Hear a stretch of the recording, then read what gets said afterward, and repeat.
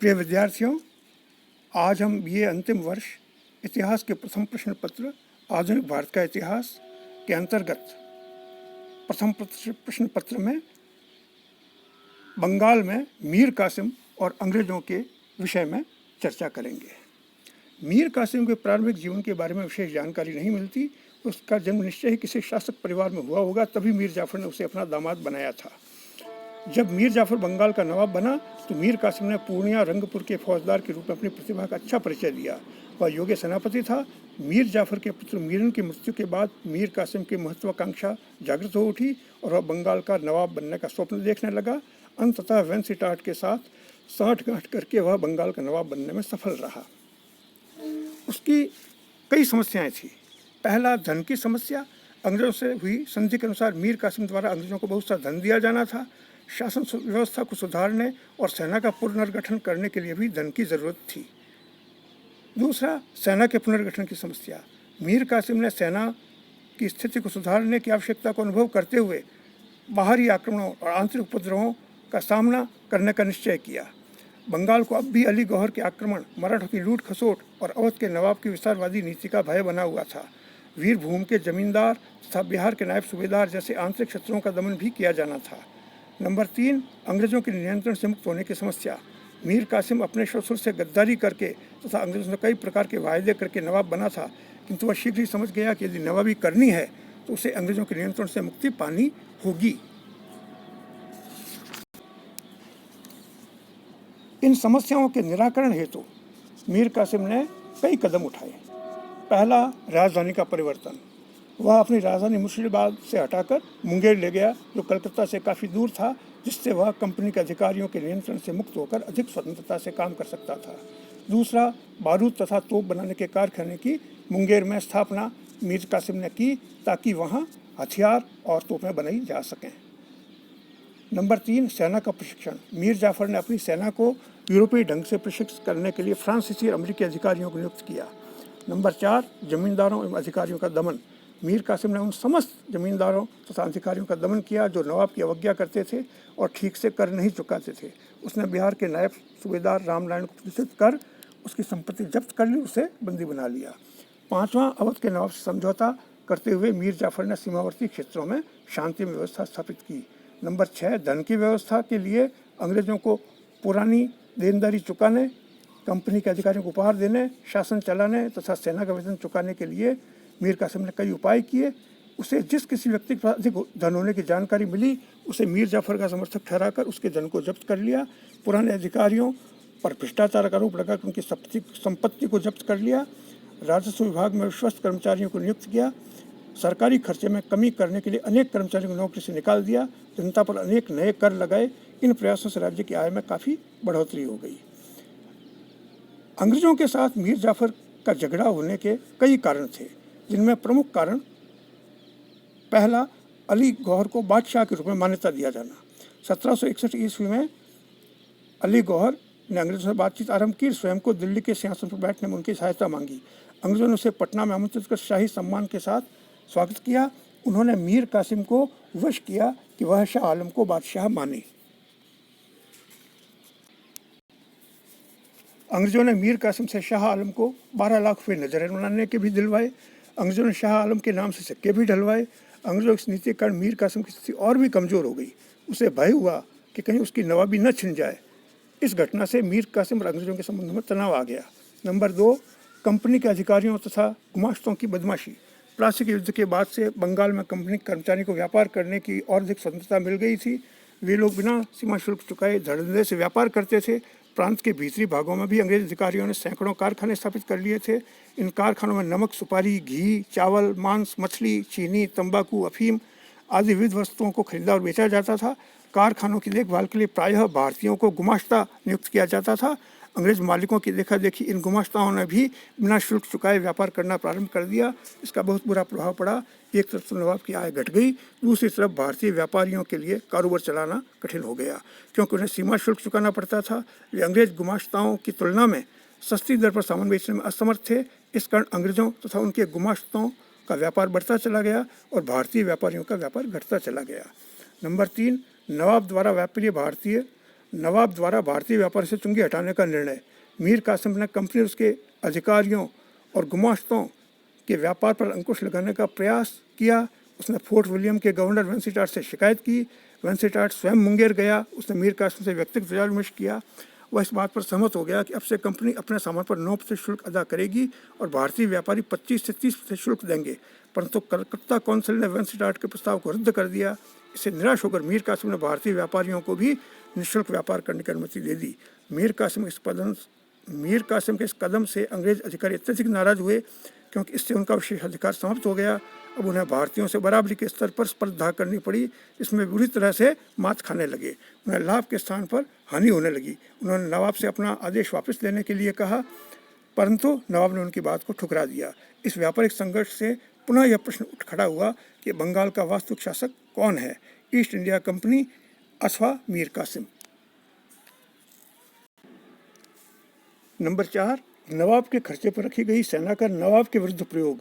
मीर कासिम ने कंपनी पर आरोप लगाया कि 1760 ईस्वी संधि के अनुसार नवाब की सहायता के लिए इस अंग्रेजी सेना को रखने और उसके खर्च के लिए 3 जिले प्रदान किए गए थे, वह सेना उसी के विरुद्ध काम में लाई जा रही है। अतः कंपनी उन जिलों को वापस लौटा दे और उन जिलों से जो राजस्व वसूल किया है वह भी लौटा दे। इस आदेश से दोनों पक्षों में और अधिक तनाव पैदा हो गया। ऐसी स्थिति में कलकत्ता कौंसिल ने अपने 2 सदस्यों हे और अमायत को नवाब से वार्ता करने के लिए भेजा। नवाब ने कलकत्ता कौंसिल के प्रस्ताव को ठुकराकर हे को बंदी बना लिया। इस पर एलिस ने पटना पर आक्रमण करके बाजार को लूट लिया तथा कई लोगों को मार दिया। नवाब के आदमियों के साथ हुई हाथापाई में अमायत मारा गया। मीर कासिम ने सेना भेजकर पटना पर पुनः अधिकार कर लिया तथा एलिस और उसके साथियों को बंदी बना लिया। अब महत्वपूर्ण घटना हुई बक्सर के युद्ध के रूप में। ईस्ट इंडिया कंपनी तथा नवाब मीर कासिम दोनों ही एक दूसरे विरुद्ध आक्रामक कार्रवाई कर रहे थे। इस कारण दोनों के बीच निर्णायक युद्ध की परिस्थितियां तैयार हो गई। ऐसा संभव नहीं था कि अंग्रेज बिना खून चूसे रह जाएं। उन्हें धन की इतनी भूख थी, उसे पाने के लिए वे किसी हद तक गिर सकते थे। नवाब उनकी इस अभिलिप्सा में बाधा उत्पन्न कर रहा था, इसलिए कलकत्ता कौंसिल ने उसे नवाब के पद से हटाने का निर्णय किया। जून 1763 ईस्वी में मेजर एडम्स के नेतृत्व में अंग्रेज सेना मुंगेर की ओर बढ़ी। 19 जुलाई 1763 ईस्वी को कटवा के निकट मीर कासिम और ईस्ट इंडिया कंपनी की सेना में युद्ध हुआ, जिसमें नवाब की सेना परास्त हो गई। इसके बाद 3 और युद्ध लड़े गए। उन समस्त युद्धों में मीर कासिम परास्त हुआ। अंत में नवाब पटना की तरफ भाग गया। पटना में उसने अंग्रेज बंदियों और भारतीय बंदियों, जिनमें राजा राम नारायण, सेठ बंधु आदि प्रमुख थे, को मौत के घाट उतार दिया। स्वयं अवध चला गया। अब मीर कासिम के हटने पर मीर जाफर को पुनः नवाबी दी गई। जुलाई 1763 ईस्वी में कलकत्ता कौंसिल ने मीर जाफर के साथ नया समझौता करके उसे दूसरी बार नवाब बनाया। मीर जाफर ने अंग्रेजों की समस्त अनुचित मांगें स्वीकार कर लीं। कंपनी को जो कुछ हानि हुई थी उसे भी पूरा करने का वचन दिया। अब बंगाल में अराजकता फैल गई थी। मीर जाफर पहली बार अपने ससुर सिराजुद्दौला से गद्दारी करके नवाब बना था। उस समय भी उसने अपना बंगाल का खजाना अंग्रेज अधिकारियों पर लुटा दिया था। दूसरी बार वो अपने जामाता को अपदस्थ करने के बाद नवाब बना। इस बार भी कंपनी के अधिकारियों ने उसे चूसने में कोई कसर नहीं छोड़ी। इससे बंगाल में अराजकता मच गई। इस अराजकता को देखकर स्वयं क्लाइव ने लिखा है, मैं केवल यही कहूँगा कि अराजकता, अस्तव्यस्तता, घूसखोरी, भ्रष्टाचार, लूट खसोट का ऐसा दृश्य बंगाल के अतिरिक्त किसी अन्य प्रदेश में कभी देखा या सुना नहीं गया। न ही इस प्रकार की और इतनी बड़ी राशि इतने अन्यायपूर्ण लूट खसोट के तरीके से कभी प्राप्त की गई। जब से मीर जाफर को फिर से सूबेदारी दी गई है, तब से तीनों प्रांत बंगाल, बिहार, उड़ीसा, जिनसे 30 लाख पाउंड का निवल राजस्व प्राप्त होता है, कंपनी के कर्मचारियों के पूर्ण प्रबंध में है और सैनिक तथा असैनिक दोनों प्रकार के कर्मचारियों ने हर प्रभावशाली और महत्वपूर्ण व्यक्ति, नवाब से लेकर सबसे छोटे जमींदार तक से पैसे ऐंठे हैं। क्लाइव का अनुमान था कि कंपनी उसके कर्मचारियों ने मीर जाफर से 3 करोड़ रुपए से अधिक की रकम ऐंठी थी। क्लाइव द्वारा की गई यह अभिव्यक्ति ग्लानियुक्त स्वीकारोक्ति समझी जानी चाहिए, क्योंकि बंगाल में नवाब से रुपए ऐंठने का खेल उसी ने आरंभ किया था। मीर कासिम ने बंगाल से भाग आने के बाद अवध के नवाब वजीर शुजाउद्दौला की सहायता प्राप्त करने का निश्चय किया। इन दिनों शुजाउद्दौला मुगल बादशाह शाह आलम के साथ इलाहाबाद में था। शुजाउद्दौला और मीर कासिम के मध्य लंबे समय से अच्छे संबंध नहीं थे। शुजाउद्दौला ने अगस्त 1763 में भगोड़े मीर कासिम के विरुद्ध कार्रवाई करने के लिए अंग्रेजों को सहायता देने का प्रस्ताव भी रखा था, परंतु जब मीर कासिम इलाहाबाद पहुंचा तो शुजाउद्दौला का विचार बदल गया, क्योंकि इस समय मीर कासिम के पास 10 करोड़ रुपए मूल्य के जवाहरात थे। शुजाउद्दौला इस संपत्ति को हड़पना चाहता था। इसके अलावा मीर कासिम की ओट में वह बंगाल तथा बिहार में अपना प्रभाव बढ़ाने की योजना बनाने लगा। शुजाउद्दौला ने एक ओर तो मीर कासिम का स्वागत किया और दूसरी ओर अंग्रेजों से भी बातचीत जारी रखी। लगभग 6 माह का समय निकल गया। जब अंग्रेजों ने शुजाउद्दौला का प्रस्ताव स्वीकार नहीं किया तब उसने अंग्रेजों से युद्ध करने का निर्णय लिया। मुगल बादशाह शाह आलम भी उसके साथ हो गया। बादशाह शाह आलम ने भी दोहरी चाल चली। एक ओर तो वह शुजाउद्दौला के साथ अंग्रेजों के विरुद्ध युद्ध करने के लिए चल पड़ा, दूसरी उसने गुप्त रूप से अंग्रेजों को लिख भेजा कि वह विवशता में नवाब शुजाउद्दौला का साथ दे रहा है। शुजाउद्दौला और मीर कासिम की पराजय। अंग्रेजों ने बनारस के पूर्व में स्थित बक्सर में शुजाउद्दौला की सेना से लड़ने का निर्णय लिया। सेनापति मुंडो लगभग 8000 सैनिकों के साथ बक्सर पहुंच गया। शुजाउद्दौला की सेना भी वहां पहुंच गई। अंग्रेजों ने युद्ध प्रारंभ होने से पहले ही शुजाउद्दौला के कुछ अधिकारियों असद खां, जैनुल आबिदीन, गुलाम हुसैन खां, रोहतास के गवर्नर साहूमल आदि को घूस देकर अपनी तरफ मिला लिया।